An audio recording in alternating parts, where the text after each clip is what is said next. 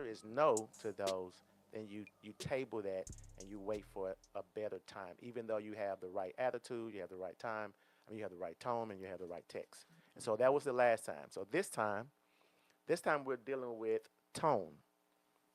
We're gonna Mm-hmm. deal with tone first, and then we'll go to text. Um, you want to read? We want to read the scriptures first. The question, how you want to go into Oh, it? you can just go into. I'm gonna flow with you. It's fine. Tone definitely matters.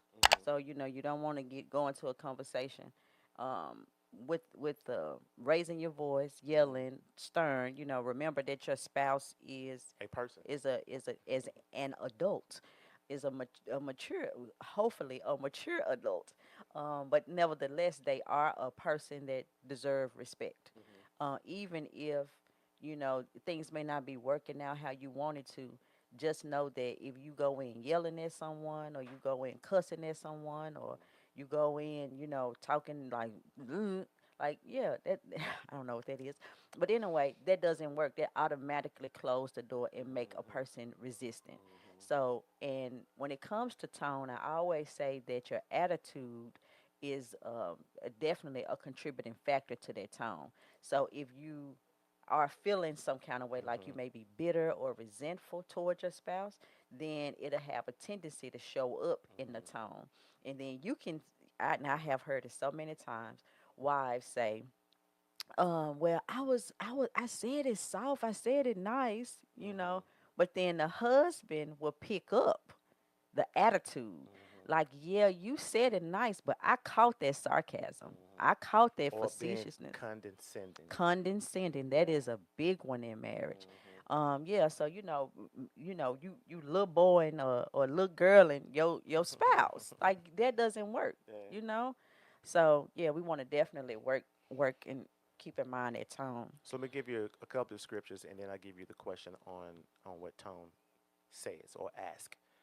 Colossians 4:6, and this is the easy to read version. It says, "When you talk, you should always be kind and wise. Hmm. Then you will be able to answer everyone in the way you should." Proverbs 16:24 says, "Kind words are like honey. They are easy to accept and good for your health." Go ahead. You know what, too? We are sharing. We our mission is to help build and sustain marriages from a biblical perspective. And so Patrick just read two scriptures that's not necessarily married verses, Hmm. but whenever you see a text that's dealing with how to treat someone else, that does not exclude your husband or your wife. Correct. That's an automatically inclusive text. Right. Like, it's understood, if I can be nice to my superior at work, or my coworkers, or a friend, or my child, surely this applies to my husband or my wife. And Hmm. so the question that Tone will ask is how to say it. So how am I going to frame this question? Mm. So now I have the right text, it's the right Tone. timing, Hmm. but you have the wrong tone. Hmm. The communication is still going to be off. So So if go, go if ahead. you look if you're listening, you're going to understand that in order to have a successful conversation, whether you're dealing with conflict management or not, all three T's have to be working in order to have a success. Now, we're on here, we're not talking as if though we do it right all the time. That's not the point. The point is not if we're the best at whatever, whatever. We're But just we are saying, we're practicing. saying Hmm. these are the things that have to be done. So whether we do it good or not, or we are perfect with it or have it done all the time, it still does not Negate. negate the fact that the Hmm. three T's are very necessary in having a a Successful a successful conversation with in your your spouse. marriage. Yeah, Right. That's yeah, good. yeah. And so again, these are tools that we have practiced, Correct. and that we have found to be effective when it comes to Patrick and myself. And full transparency, even with our children, even with our clients, even with the church, like all of that, like, you learn and you discover that, hey, I could say this better, and before you engage in a conversation or you begin to communicate, you ask yourself, is this a good question? Is this the right time to ask them before you just put a question out there? And the truth be told, we know when we're having the wrong tone. Mm-hmm. So don't get upset or get sideways when your spouse check you on your tone. Like you know you having a bad attitude and you decided to do it on purpose. Like, no, nobody. Yes, you decided to do it on purpose. So if you want the marriage to last long, you gotta check your tone. Yeah, that's good. Nope. I like Okay. that. I like Nothing. that, Patrick. And Yep. the other thing that comes to my mind too, as it pertains to tone, Hmm.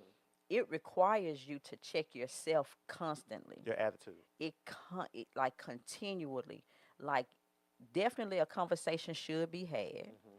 but then you take into consideration, I had a bad day on today. Gotcha. So yes, it's time and the children sleep.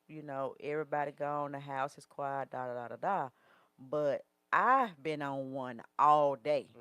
I've been dealing with conflict At the job. and Hmm. handling and putting out fires all day. I can't say, like what's coming to my mind is the social battery. You Hmm. know how they say my social battery is low. Yeah. Like you will know when your energy is off. Hmm. That goes back to the attitude. This is not good. So let's say that a needed conversation needs to be had with your spouse. If you believe your marriage is in need of coaching, Shamika and I are certified marriage and life coaches. Just log into our website, www.hiswifeherhusband.net, to book your discovery call.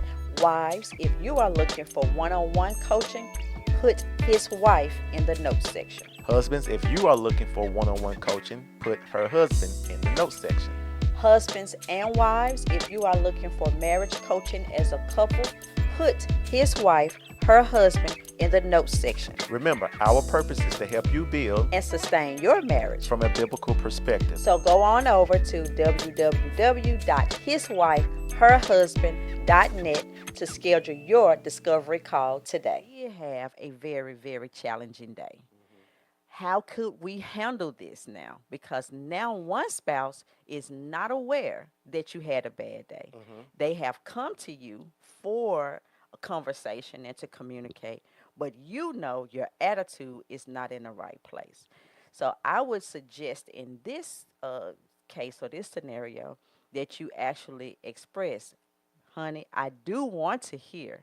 And at this point, if you feel like it's very important for us to engage in this conversation, I don't want you to think that I'm being dismissive, but I just want to listen, like actually state what you will be doing during the conversation. Mm-hmm.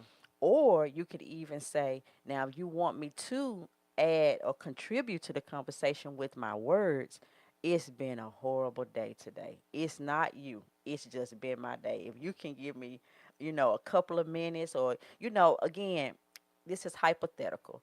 So, So yes, I think what you're saying is right. mm-hmm. I don't know if anybody that we know is going to say it that clear and proper, Yeah, yeah, yeah, yeah, yeah. but the sentiment is, hey, Being so considerate.